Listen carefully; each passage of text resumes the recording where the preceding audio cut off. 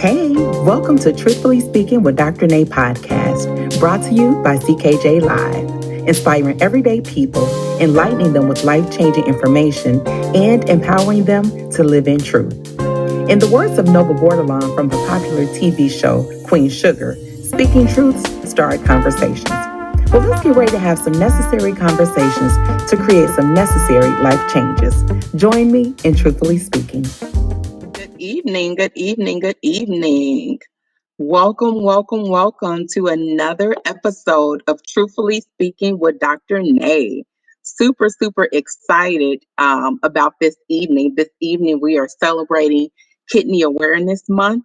This is the end of March, and for those that don't know, March is Kidney Awareness Month. And so I'm really excited about tonight's show for so many reasons beyond just Kidney Awareness Month.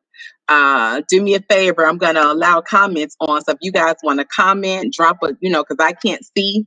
I'm live streaming via another avenue. And so I can't see who's here. So drop a comment below so I can see who's joining us tonight. And let me know if you can hear me. I'm trying some new headphones out. So let me know if you can hear me, but feel free to drop a comment below just to let your girl know you are here tonight. I see Sheila Patterson. Hey, niece. Welcome to the show. We got about 6 viewers here. Let's see, folks always want to text you while you're trying to do something. So if you are able to just type in the chat for me. Type in the chat and let me know that you are here. I guess I should bring my mic up too, make sure that you all can hear me. But welcome to the show. Hi, Nia, my beautiful daughter. Nia is on the show. Yes. So again, tonight is the conclusion of Kidney Awareness Month.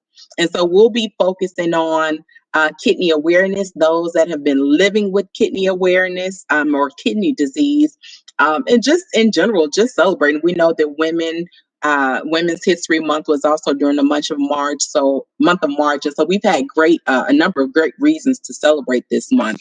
Hi, Aisha, my cousin, my daughter, niece, Nia's grandmother, Sheila. Hey, Terrence. Hey, love. We can hear you guys can hear me. Thank you for confirming that you can hear me. Hey, Ruthie and DJ. Thank you guys for joining the show tonight. Super excited about my guest, but before we bring on the guest tonight, just a brief introduction about our show. Truthfully Speaking with Dr. Nay is none other than it's a simple podcast where I bring on everyday people and give them a platform to share what their truth is. These are not people that you're going to see every day or people that have a lot of that may be, having all these likes and followers and groups and all of these things. These are just average, everyday people out here trying to make it like you, like your girl, Dr. Nay. And but we have some powerful testimonies to share or some powerful stories to share. So this is the platform. This is you all's platform. It's not just my platform. This is you all's platform where you can come on, be honest, and share your truth so that others can be inspired by your journey. For those that don't know, by daytime, I am a higher education professional. So I work with disadvantaged youth and adults that are in pursuit of higher education. But on the part-time, on the fun side, in the evenings and on the weekends and in the midnight hours, I do things like this. I labor over podcasts and creating a platform for others to share their truth. The title, Truthfully Speaking with Dr. Nay, came from my very first self-published book, called The Same, Truthfully Speaking, and it's an inspirational memoir of discovery, acceptance, and growth. And so I really, think that it's important that we share our own story. It gives you an opportunity to not only share your story, but it gives you an opportunity to share it in a way that so people can hear it, they can understand it, and can't nobody tell your story like you. Now, when you go on to glory, somebody gonna give your eulogy, but make sure they get the facts right. And the only way they get the facts right if you are bold enough and you are brave enough to share your own story. So that's what this platform is about. So without further ado, I just want to tell you guys a little bit about this format. Truthfully Speaking with Dr. Nay is a very organic show. These are not pre-scripted questions. My guest tonight has no clue what I'm going to ask him. I didn't send him a list of questions so that he can prepare, but I did give him an idea of what we'll be talking about tonight. And essentially, we're talking about kidney awareness. And before we do that, we'll talk about a little bit about our journey together. So super excited. So without further ado, I want to bring on my guest tonight. So I'm going to invite him to the camera. Hello, hello, hello there. How are you? You can turn your mic on. Let me see if I can unmute you. There you go. Can you hear me? Yes, can you hear me? I can hear you loud and clear. Welcome, welcome, welcome. I'm going to introduce you. So, ladies and gentlemen, this is none other than Mr. Eric Patterson. And for those that don't know, Eric is my daughter's father. So we have been connected for many, many, many, many years, and super, super excited to have him be a part of the show. Now, Eric, I got to be transparent because that's all I know how to do. And I know you feel the same way. Um, we didn't just evolve at this place where we're able to now have this conversation and be sitting side by side on a screen talking about kidney awareness or your journey about kidney awareness. You know, as anybody that has, co-parented with another individual, we've had our challenges. And so I'm just grateful that beyond the challenges, we are at a place where we can have these conversations and we can communicate back and forth and text one another and check on one another and do what's healthy and what's right for the benefit of our daughter. And so thank you for joining me tonight. It is an honor that you would join the show tonight to share your story because you have an amazing, amazing story. And I could not see closing out this month without giving you the opportunity to just share your journey. So, for those that don't know, the flyer itself, introduced Eric as being a father. Eric is he was a church leader, a deacon at his church, True Vine Missionary Baptist Church, in the South Suburbs. It's not in Harvey. It's not in Polson. Dixmoor. Thank you. Dixmoor, Illinois, just outside of Harvey. And he is also, he's former candidate for mayor in the city of Harvey. He's born and raised in Harvey. And he was also a former park district commissioner out there. But the reason we're here tonight is that Eric is a multiple kidney transplant survivor. Now, let me tell you about the hand of God and the grace of God on this man's life. There are people that wait their entire life for one transplant, one kidney, but God has blessed Eric with how many kidney transplants have you had? I've had two. Only one took, but I was blessed to have two. I had opportunity to have two kids. And that's rare, right? That's rare, correct? That Yeah, people get the because opportunity to have two. it's very rare because a lot of people go, hey, they're still waiting for kidneys, and so I received one in '99, and I received another one in 2009. So God is good all the time. Yes, he is. Yes, he is. Wow. Thank you. So I'm going to give you an opportunity. And ladies and gentlemen, if you guys have questions that you want to ask Eric, feel free to, drop those questions below. And we'll do our best to answer them. So let's see. We're going to just go in and out of the chat as well, too. So Nia says, snap EP, your daughter. We have people that say, now look at you, parents. And so we're grateful that you guys have joined us this evening. So if there are questions that come up about Eric's journey, or even just, in general about our journey as co-parents, that even though that's not the focus of tonight's show, I think it's an inspiration for those young couples or those couples that are no longer together, but they are happy to find a way to work together as co-parents and or either support each other through life's journey as co-parents. It's important for them to understand that there is hope and that, this day will come if you put the work in and you keep your children first. So, Eric, tell us a little bit about yourself. And when I say a little bit about yourself, I'm talking about where were you born and raised? Where'd you go to school at? Who are your friends? What did you do? What were your hobbies? Well, where do I start? First of all, I like to give honor to God, who's the head of my life. Without saying that, it's just this conversation would be non and void. Amen. God has truly been a blessing in my life, and all the glory goes to Him. Because if it not been for Him, I wouldn't be sitting here today. Now, let me say something. I am going to try my best not to cry, because God when I finish telling you my story, I hope it inspires someone. I hope it gets someone who's sick.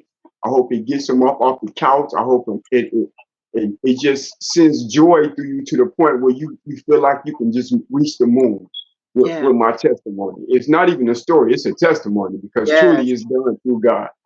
So Yes. in saying that, first of all, my name is Eric Patterson. I don't have no middle name. People always ask, what's your middle name? No middle name. My name is Eric Patterson, born and raised in Harvey world. So I always got to throw that out there for the young people. Uh, I have 4 children: Eric, Taiwan Patterson, Nia Amaya Patterson, Desiree, Candace Little, and Deja Little.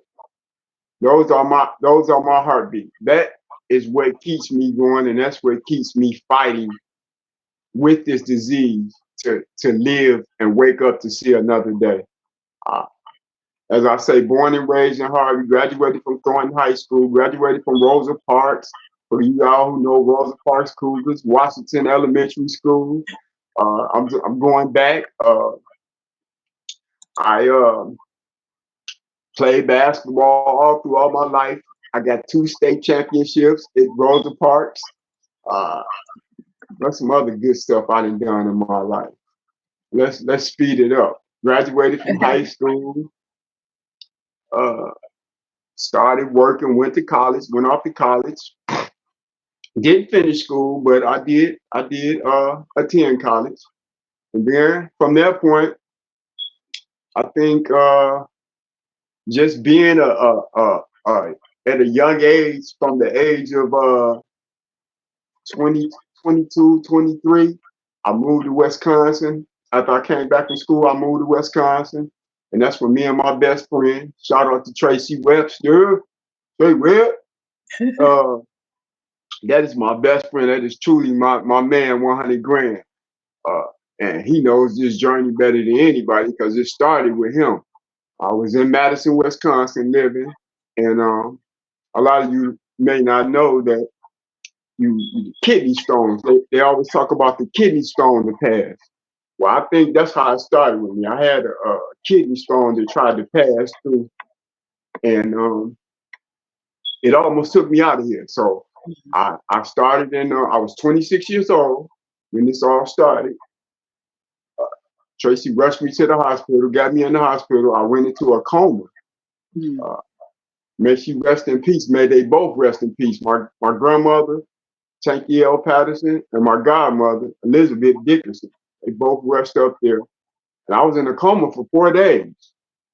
4 long days, y'all. Couldn't speak. I can hear everything everybody was saying. I can see it was like a riddle, like a film riddle going across my face. And it showed me everything that I had did in life, good, bad, I didn't want to face, that I did want to face. Mm. And from that 4th day, I could hear my grandmother and my godmother praying every single day, but I couldn't respond. I was in a coma.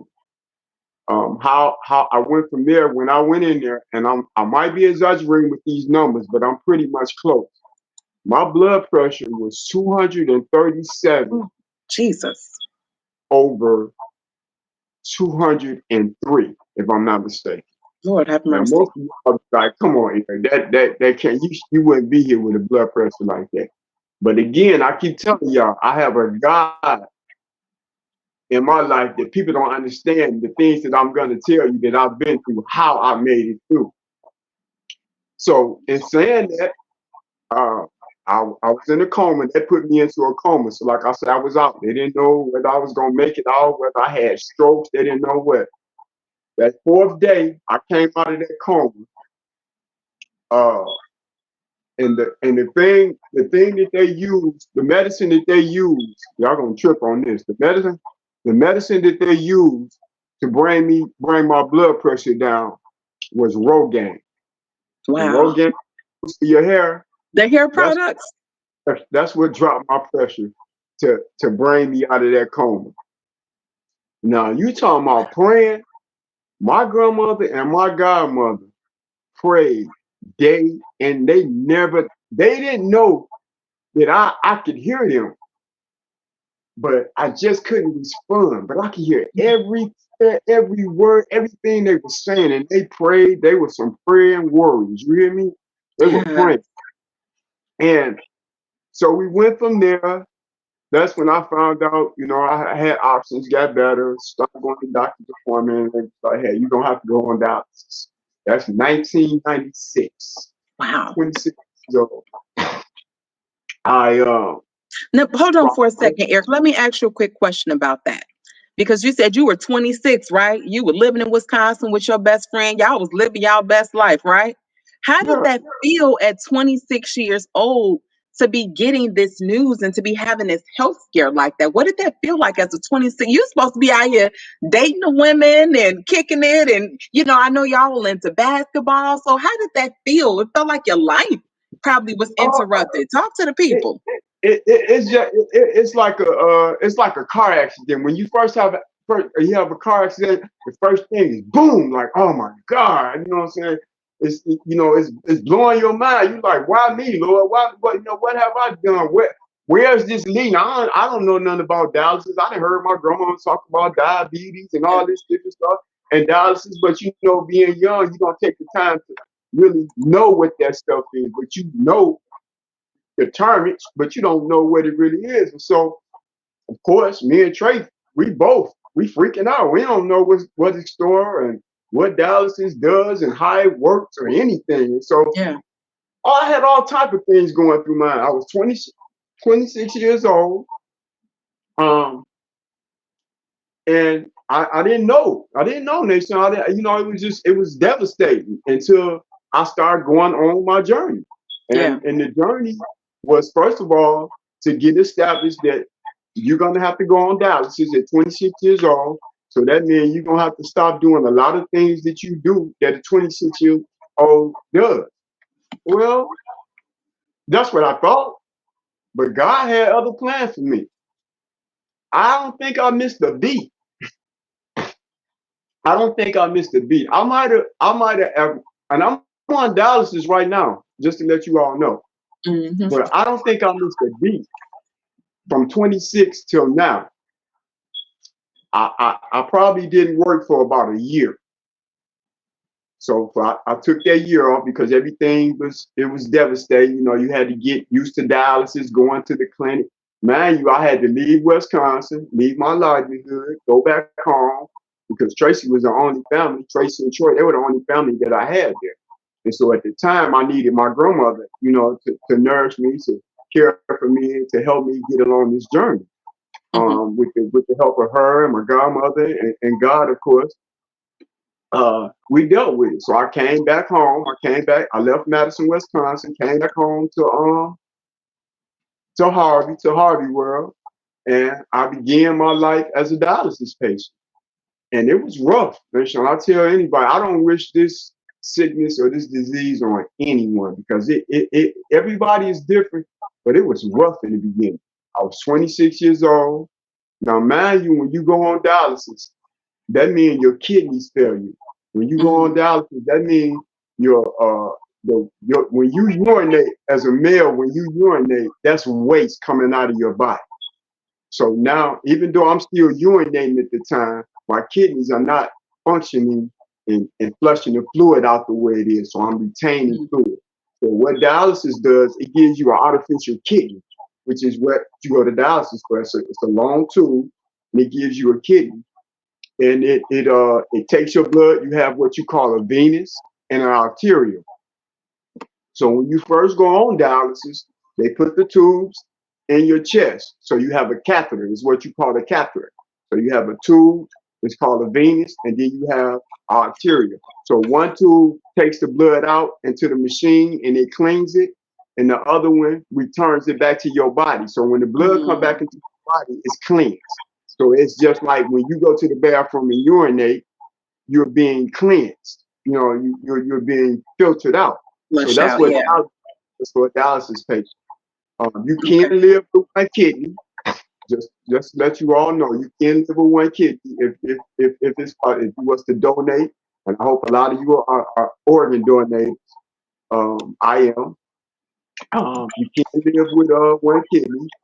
Uh, Family is more than welcome to go get tested to see if if you're a match for that family member, and if you can, you can actually help that person not go through those turmoils of being on dialysis. Now, I get home, I'm on dialysis now. It's rough. You got to watch your fluid. When I say watch your fluid, Nation, so now I have to watch what I drink. I can't go in the kitchen and get a 32-ounce cup and drink a whole cup of water and then go back and get a whole cup of Kool-Aid I got to watch what I drink now, because remember, the fluid is not coming off my body like everyone else's is. It retains in my hands and my chest and my feet.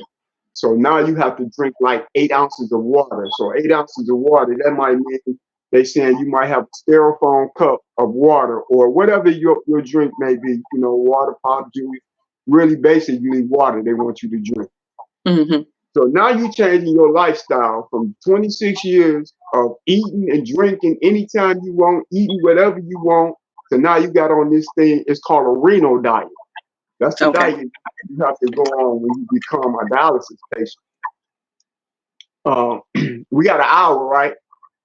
Yeah, we got an hour. You good? Okay, Keep talking. Just and every now and again, I might come in and ask a question, or somebody in the chat might ask a question. But yeah, go for it. Please do. So in the process of that, you on dialysis, and it's rough in the beginning because I'm going to dialysis. They're taking your blood out of your body. They putting it into this machine, and they returning it back. So it was some days when I first started dialysis. I started in Markham in Canterbury. And when I first started dialysis, family members would take me. My grandfather, my brother, my grandmother, they would drop me off because it was so devastating in the beginning. I could hardly hold my head up when I came out of dialysis. I'd be so drained from taking the fluid off because, mind you, I'm 26 years old, y'all. Now, I had my faults. When you're 26 years old and somebody tells you can't do this, you can't drink this, you can't eat this, it becomes devastating because you like, man, I'm used to going to give me a Big Mac, or I'm used to going to give me some Popeyes, or I'm used to drinking, if I'm thirsty, a 32-ounce cup of pop or whatever. But now you got to watch all that stuff. Well, me being young, thinking I'm invincible, I didn't always follow by the rules, And so I had some rough times, They tell you when your phosphorus get high, if you know about your phosphorus is dealing with like eating dairy products, milk, cheese, those type of ice cream and stuff you're supposed to lay off of that. Of course, I love cheese. And if Tracy looking at this right now, he probably cracking up because I put cheese. So let me ask you a quick question, Eric.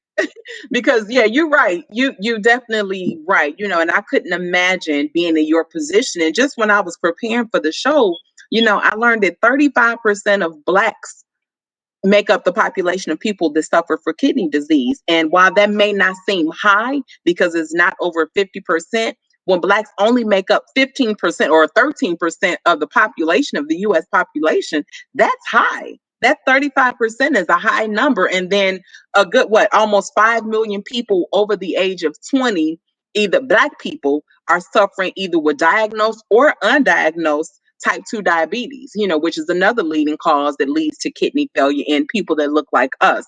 And so, not that your position or your situation was preventable with how you came about it, but if you had to share any words of wisdom for young Black people, like you said, you got to monitor your diet now. I always believe that when we know what we are predisposed to, when you know that high blood pressure, one in your family, or high cholesterol or sugar, diabetes, or whatever those things are, things that we can prevent on our, with the way we maintain our diet, when you know what you are predisposed to, I think you have a little bit more control over the outcomes, some of those outcomes. We can exercise better, we can monitor our diet better, we can monitor our own blood pressure before the doctor have to put us on medication. What's some advice you would give to some folks out there that is just like either being disobedient, being hard-headed, and not following doctor's orders, having dealt with this, because you've been dealing with this, is it 30 years now? It'll be 29 in September. 29 years 29 in years. September. So that's a long time. That is a long time. So in 29 years, you've learned a lot. You've seen a lot. You've seen people come and go with this disease. What's some words of wisdom that you would share with some young individuals that are struggling with a similar health condition? Don't never think you too young to die. Ooh.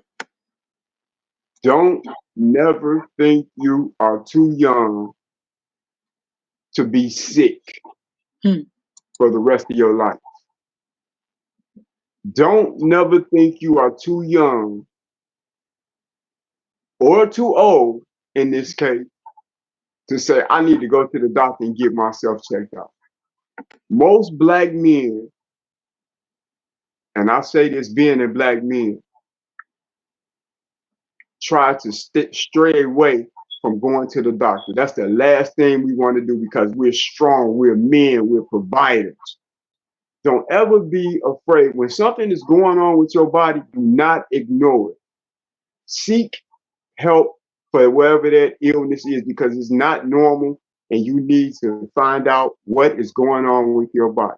So with me, I got on dialysis from having high blood pressure.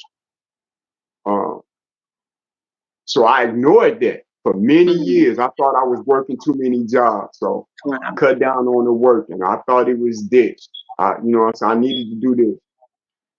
Even when I went to the doctor, after I went to the doctor, being young, I'm thinking, okay, I go to the doctor. They said I had urine. That's another sign of being going into renal failure. What's that? Is having blood in your urine. Okay. If you guys are using the bathroom and you see a string of red or look like a worm like red, it's 9 out of 10 that's blood in your urine. You need to get that checked out.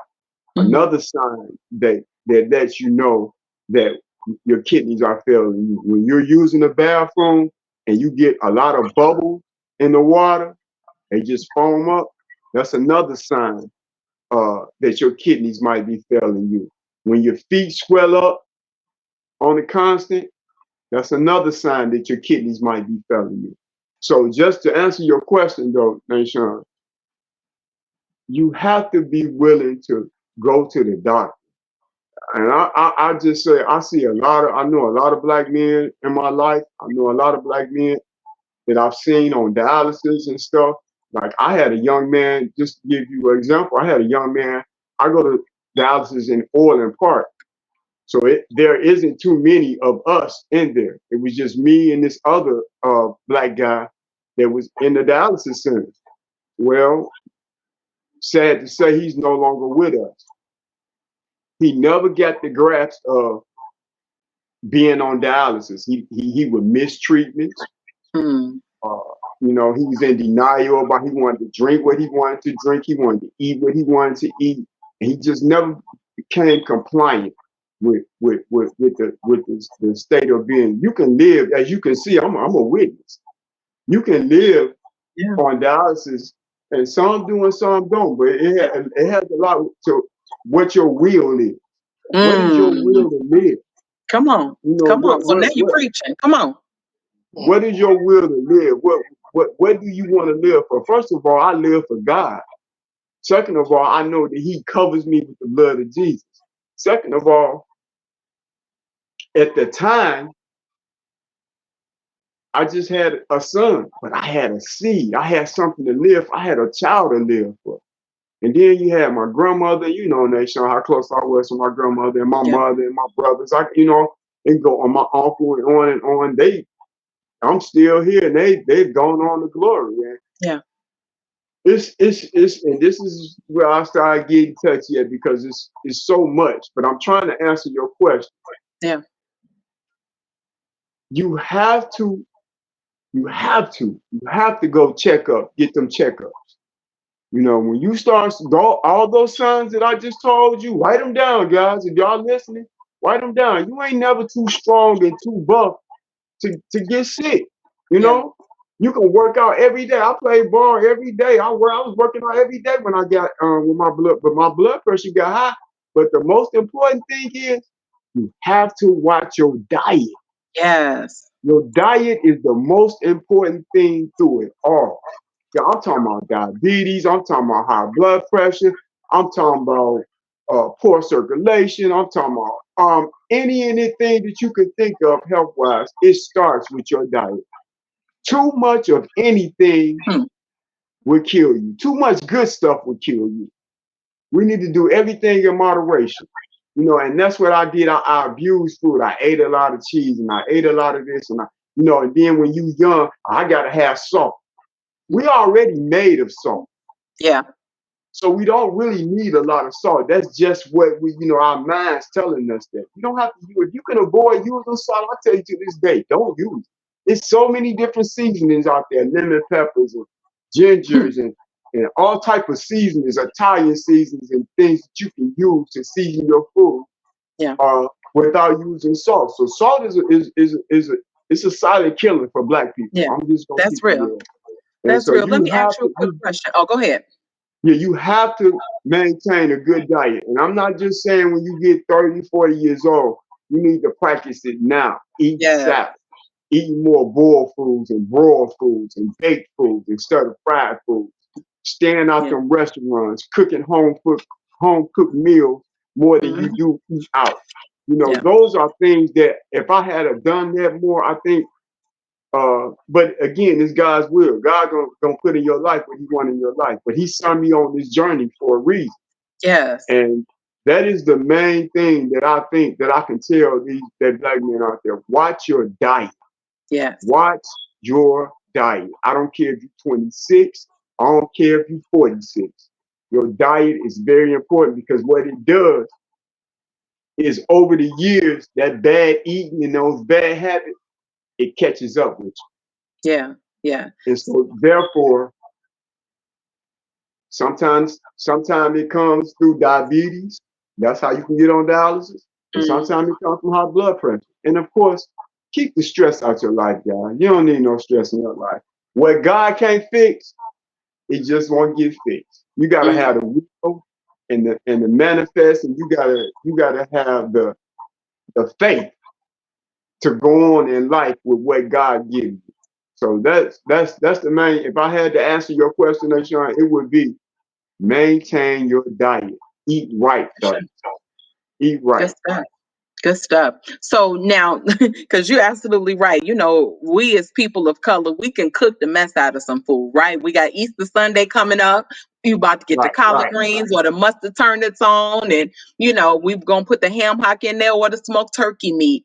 And I think that's something to be aware of is that sometimes, like we don't realize, like you said, our body is made up of salt. But we tend to cook the nutrients out of our food. Food was placed here to give us nutrients, to nourish us, to feed our body as vitamins. And we, as Black people, we oftentimes cook the nutrients out of our food. We're over processing our food, overcooking our food. So I think that's very valuable that you talked about alternative ways to prepare food, broil versus fry, bake versus fry. So I think that's healthy. The other thing that I wanted to point out, you mentioned that sometimes, the young man that you were in dialysis with, who's no longer here, he, in other words, didn't believe that fat meat was greasy as it related to the changes he needed to make in his lifestyle and in his diet and even in his attendance at dialysis. And so I think it's important to talk about because many people that know you that have been in your life, you're not the same physically. You're not the same physical Eric that you were 29 years ago. So why don't you talk to the people about, even with the flyer I shared, that's an older picture, but I wanted people to be able to understand that your body has gone through a lot of physical changes as a result of dialysis. So would you share with us some of the physical changes that you've gone through over the years? Woo. Yeah. Come on, somebody. And I love the pillow. God got me. I like that. Move over so them people can see that pillow back there. God got him, Oh, y'all. He got a hat, Yes, he got a man. t-shirt, he got a pillow. He is covered in the blood of Jesus. And he's about to tell us why. What are Yeah. some of the physical changes you've gone through? Uh, well, let me come on with now. Uh, Uh-oh. There you go. Oh, there you so, go. so, wow, where do I start? Okay, we're gonna start. You all know I spoke of being on dialysis for many, many, many years. So, and going through dialysis for these about to be 29 years, I've had 3 heart attacks, Mm-hmm. back to back to back to back. I've lost every finger on my hand except one. I've lost 2 toes. I'm still here, y'all. I've lost I lost a lot of weight. I went from 240 to I weigh 146 pounds now. Mm-hmm. But it looks good. It looks good. It's good to have that weight off you, but I would rather have got it off a healthier way than this way. Um, so I've been through a journey. I'm speaking to you all again. Hold on one I've second, had Eric, because I don't want the people to miss something. You said you had not one, not two, but 3 heart attacks. And I and, had and, and if I'm gonna be honest, you didn't just have a heart attack. If I'm not mistaken, you coded on that third heart attack, correct? You were correct. gone. You were out of here. You were dead for Yeah, 15 minutes. But yeah, because yeah. God got you, he brought you back because there's more work for you to do. There's more That's it. testimony for him to get out of you, correct? Correct. That's Yeah. absolutely right. Uh, if I'm not mistaken, I wasn't there, but uh, my my uh my wife, my ex-wife, Danisha, she told me this years later after the surgeries and the heart attacks and stuff. She said they came to her and told her to start making funeral arrangements, that he wouldn't be here. And there's no way he's gonna come out of it, because I had the heart attacks back to back to back. Now you all, I This think was it what, was. 2019? I went from nine. I had one in 19, and I had two in 20. So Mm. I had one in like November of 19, and then I had two. I had two in February, one in January and one in February. So Mhm. I was in the hospital on my birthday one time, and they Sean, the crazy part about it is the whole time I was in that hospital and I was having them heart attacks, and I I just never thought that it was my time. I didn't think God was ready for me to leave here. Amen. I kept my spirits as much as I can, and that was for my kids' sake for the most part. But that was just, it was a journey that God took me through and allowed me to still be here to tell that story to help somebody. Now, mind you, all the stuff that I just named, 3 heart attacks, I'm missing all my fingers except one. I'm missing 2 toes. I just had in June of 20, I just had a half of my foot amputated. So Yeah. I'm healing from that. And I just stopped working in 2017. I just stopped working in 2017. That was the last time I worked. Through all these years of going through all the stuff that I've been through, God allowed me to still go and provide for my family Hallelujah. and do the Hallelujah. things that I've done. Now, I'm saying that to say, when you wake up in the morning, and everybody will is different. Don't, I'm not downplaying no type of illness or anything. But when you wake up in the morning, the first thing you should say is thank you, Jesus. Because without him, you would not be on this earth. You wouldn't be in your right mind. You wouldn't be able to wiggle your left finger. You wouldn't be able to wiggle your right finger. You wouldn't be able to bat your eyes. I'm talking about the little things that we take for granted. You need to thank God, because it's him who wakes us up every morning and give us the will to keep going. Man, I can remember going to pick my daughter up with my head down. I have to go get her from daycare. I have to go get her from school and different things because my nation worked. So we had to compromise. And I'm gonna tell you, people, not just fellas but women too. Just because you sick don't mean life stop. Come on. You got to Come on. understand that life goes on, even with sickness. You know, people they'll cater to you when it first happened, when that first boom. But after they still see you still living and stuff, you know, people begin to go back into their own lives. Not saying that Yeah. that's being selfish or not, but you still got to live Yeah. when you go through your, and then you have to Yeah. live with the fact that not only did I go to dialysis, mind you, dialysis are 3 days a week. I go Yeah. Monday, Wednesdays, and Fridays. That's 3 days a week. I have to be in there for 4 hours. So every other day, I'm getting 2 long needles put in my arm to cleanse my body for me to be able to live. And I'm leaving there, going home, getting a little sleep, getting up, going to work. This is a daily routine for me. A daily routine for me would be right now. I'm on dialysis right now. I get up at like 4:30 in the morning. I my other angel over here, my sister Sharon Walker, she gets up with me. Let her peek her head in the camera for the people to see. Your caretaker. She gets up with me every morning, faithfully. Hey y'all! Thank you. She gets up every morning faithfully. I get up every morning. I have to be at dialysis at 5 minutes to 6. So I have to go in there for 4 hours. So I'm in there for 5 minutes. I come in there from 6 o'clock to 10:30. So from that, they come in, I go in, they put these long needles in my arm. As I explained to you all how dialysis go. I leave there, I go home, I may have a doctor's appointment. They give me something to eat. My sister make sure I get something to eat. And then I go on about my life. Now, everybody that's on dialysis can't say that. Some people are not even able to walk.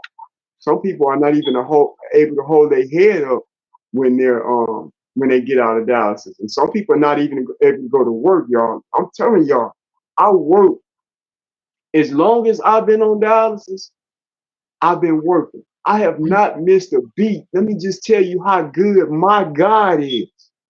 I have not missed a beat Thank God. of living my life. It goes back to what you asked me earlier. How did that devastate my life for being 26? It didn't. It stifled me a little bit. It slowed me down. It may have stopped me for a minute, but it didn't hold me down because I Yes. kept the faith. I kept God first, and I was humble with myself, and I did the things that I was supposed to do. I didn't do all of it. Now Derek is probably chiming in like he ain't do everything he's Your supposed brother to do. Derek. And I did. I'm human. Because Mhm. again, 26 years old, doing what you want to do, eating what you want to eat, going how you want to go, not have to take 4 hours out of your day. And man, y'all guys, my 28 years of being on dialysis, I've missed dialysis one time. Wow. I missed dialysis one time, and that was my fault. And when nobody fault but mine. But that's a blessing within itself because you gotta have this dialysis. I mean, you're going to get these needles stuck in your arm Yeah. every other day. You know, Yeah. so that's rough. Then Yeah. trying to go to work, still trying to provide, you know, for my kids. I got Yeah. my daughter. I end up having a beautiful daughter. You know, in my family it was all boys. So Destiny was the only girl we had at the time, and then here come my Neil Beard. And so now I'm really, you know, dialysis or not. And I think when me and Nashawn hooked up, got together, I had just came back off of getting my first A transplant in medical leave. '99. Yeah. Yeah, we in '99 we were working together at Saint John of God. You gonna put a And business out there? No, I'm just playing. hey, that's to be honest with you, I think that's what made her who she is. That was a rough spot to work at for a woman. That made her who she is today in some way. That's some of her character. But yeah, you know, it gave us our beauty, man. Nia, my daughter's shout out to U of I. They almost made it. They went far in the tournament, but they didn't. Yeah. My daughter's at U of I. You Yeah. know, hey Nia Beer, I love you.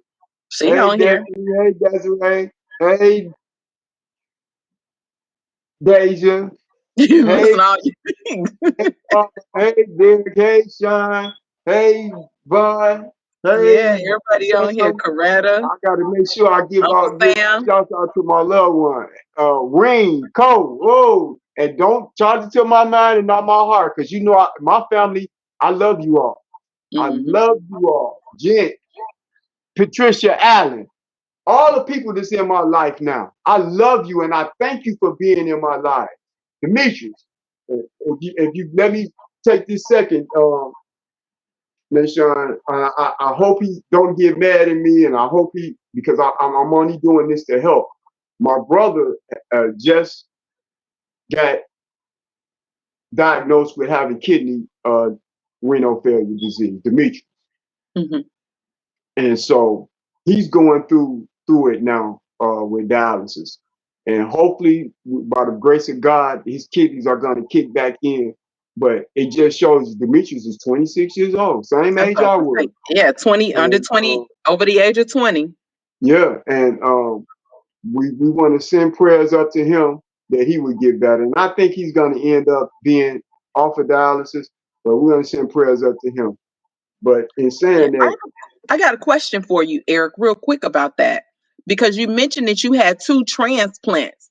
How were you, if when people are barely even able to get one, what afforded you the ability to have two transplants? I know you mentioned that family members can donate a kidney, and how did you end up getting two transplants?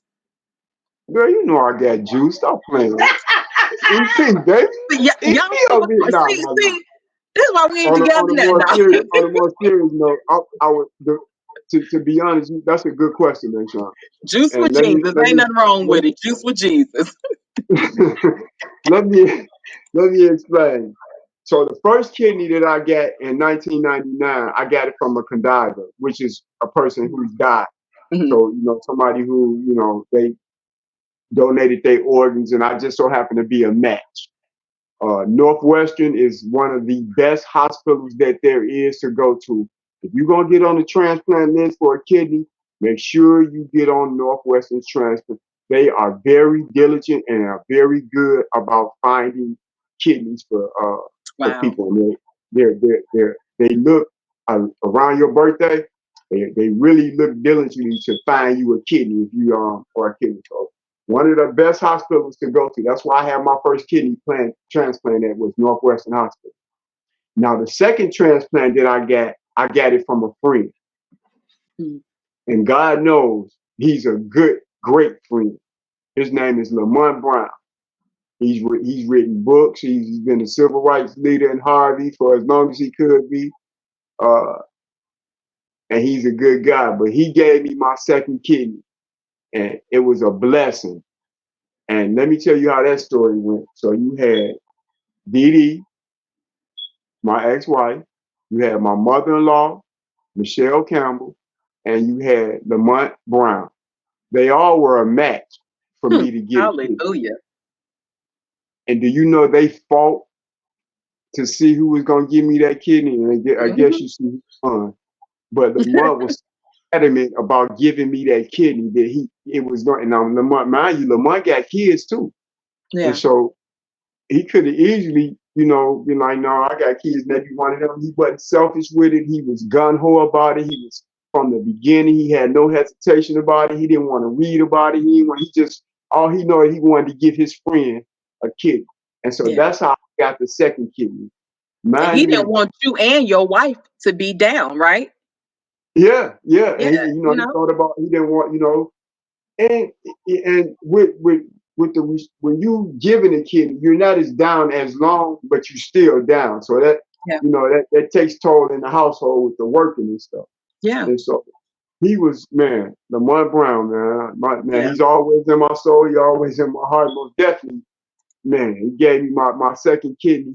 It didn't take because I had been through so much stuff, people, when you go in to get your physicals and stuff, ask about your create nine number. Your create nine Mhm. number is a Remember. number that you look at to see what your kidney levels are. If it's anything over two, it's alarming. If you're in the one, you borderline. It's called a create 9 number. Mm-hmm. Have them tell you what that number is. Also, it's whenever the doctors tell you to that you got to go on dialysis, always get a second opinion, because they have this thing that white people got numbers and black people got numbers. They're saying our numbers are higher. We can withstand more when it comes to going on dialysis than white people, and that's just not true. They say that we are stronger and our muscles are bigger than. And I know some white guys that's huge, So that's just not cute. So always get a second opinion when the doctors tell you that you got to go on dialysis. Don't accept it. Always get a second opinion, and most of all, change your diet. Change your diet. That with that being said, I took a lot of, and I'm saying this, Sean, because if it wasn't for this stuff, I probably wouldn't be here today. Yeah. I started taking natural herbs, turmeric, ginger, turmeric, ginger, turmeric, ginger. I keep saying that because when my foot first got infected and I was going I took myself to the emergency room by ambulance.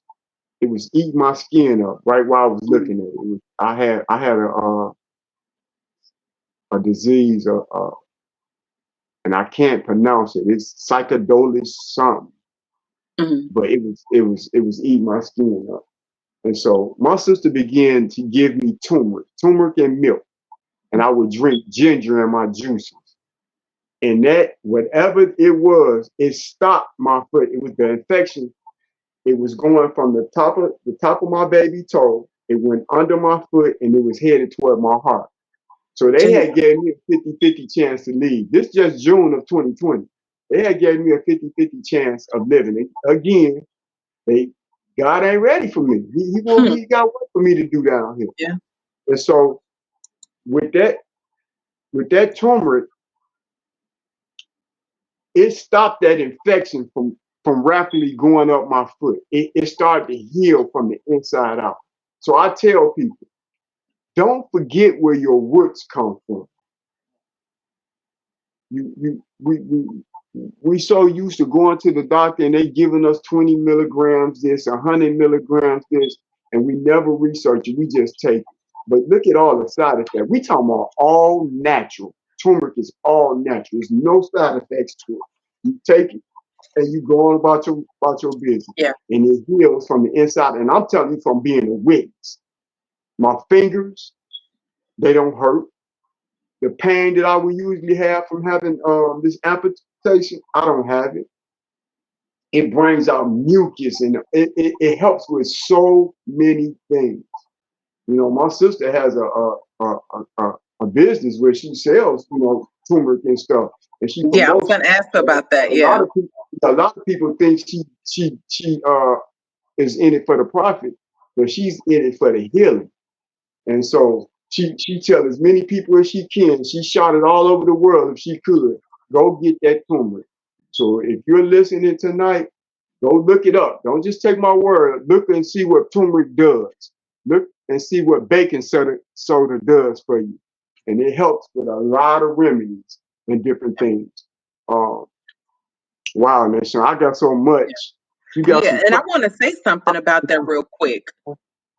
About sharing, because you're absolutely right. Like I remember I stopped by there so we could drop Nia's car off on the way back to campus, and Sharon gave me a vial of ointment that she made. Now I have chronic back pain, lower back pain, and I've been using like CBD oil, or I'll take a prescription. And that sister gave me, it's a little bitty vial, y'all. I ain't gonna tell you, look like, if you watch the movie Snowfall, it looked like a little vial of, the size of like a vial of crack, but that's not what it looked like. It's an oil, it's an ointment.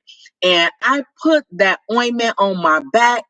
I had not had any issues from that ointment. So Praise, it is real. I'm praise going to give God. her, make sure that you drop if you have a website or a link or even a Facebook page, Sharon, please drop it in the chat. So if people watching, because we got about 5 minutes left, but if people watching want to contact you, like I said, y'all, I was swearing by that CBD oil, like that roll-on ointment. Get that little vial of oil from Sharon. She got you. It works miracles, and it's all natural products. All natural products. That's it. That's it. You said Yeah. we got about 5 minutes.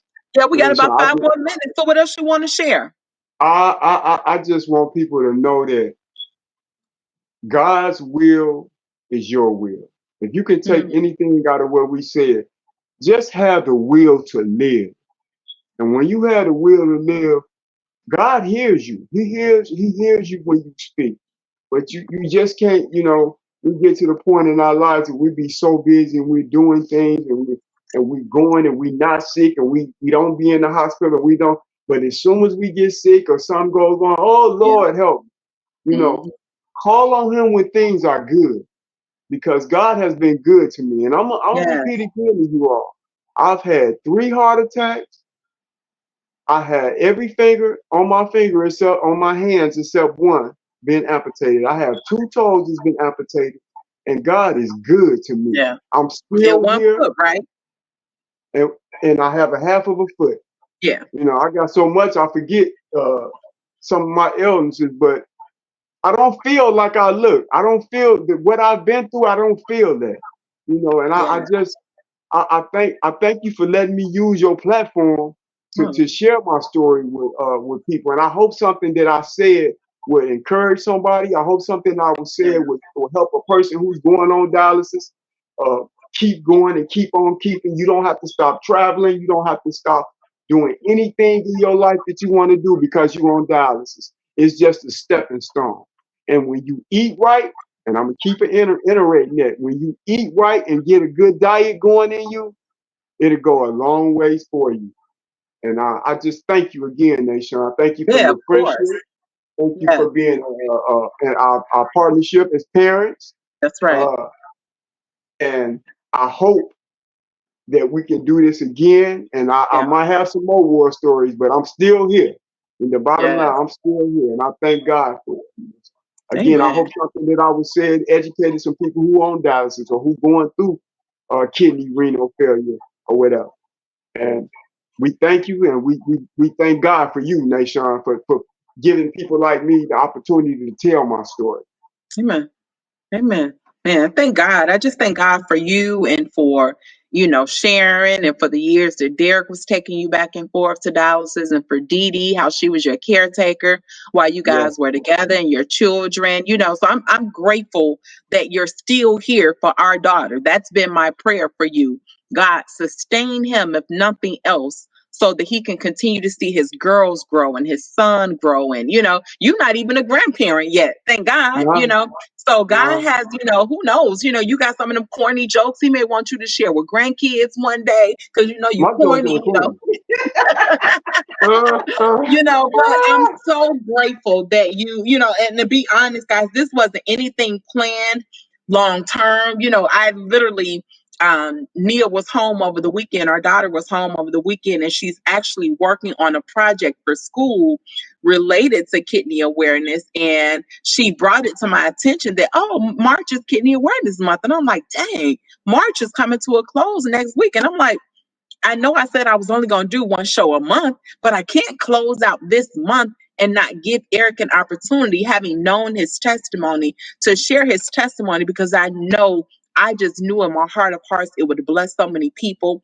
God put it on my heart to reach out to him. Like I said, he dropped this in my spirit Friday night. Saturday morning, I called Eric. We got a flyer together on Sunday, and bam, here we are on Tuesday. And so I'm just grateful. 1 hour later, we're here. We're sharing. Thank you for your transparency, your honesty, and your willingness. And the goal of the show, again, is just to inspire, to enlighten, and to encourage individuals to live and walk in your own truth. Eric's That's truth is it. not Nashawn's truth. Sharon's truth is not Nashawn's truth. Your truth is your truth. Can't nobody share your truth but you. And so I'm grateful to God that we have this platform because it's not just mine, it's a we. It's our platform. It's the community platform. And that's not just Chicago, but that's if you are across this country watching and you feel like you have a story to tell, inbox me on Facebook. I want to invite you on next month. Just drop an announcement here. Next month is Sexual Assault Awareness Month. And so I want to make sure that we bring individuals on that can share their journey or just make us aware of what sexual assault is or sexual awareness is. And so we're going to have 2 shows, Tuesday, April 13th, and on Tuesday, April 27th. So we're calling these Truthful Tuesdays. Truthful Tuesdays. And so, of course, you guys know we'll be doing a flyer and I'll be sharing that information. But thank you guys for tuning in. That is our time. Before we go, I do want to hit the comments and just see if there is anything in the comments that we need to bring back. Troy said, will it bring back my hair? Let me see if he's talking about that turmeric and that that ginger. I don't know now, Uncle Troy. I don't know. Nia said, on them parents. Man, my cousin Tasha said, thank you for sharing your story. Excellent job, Dr. Nick. Thank you. Great job, Mommy and Daddy. Love you guys. Thank you guys for tuning in and for joining us. Yeah. Thank you. And Sharon, don't forget to drop your information in the chat. Yes, Eric. Let me say one thing. I want to say happy birthday to my cousin Zach. Today his 50th birthday. Enjoy yourself, bro. Happy 50th, Zach. Well, thank you guys. We appreciate you guys. Until we meet again on Tuesday, April 13th, go tell your truth. All right. Peace out. Blessings. Thanks, Eric.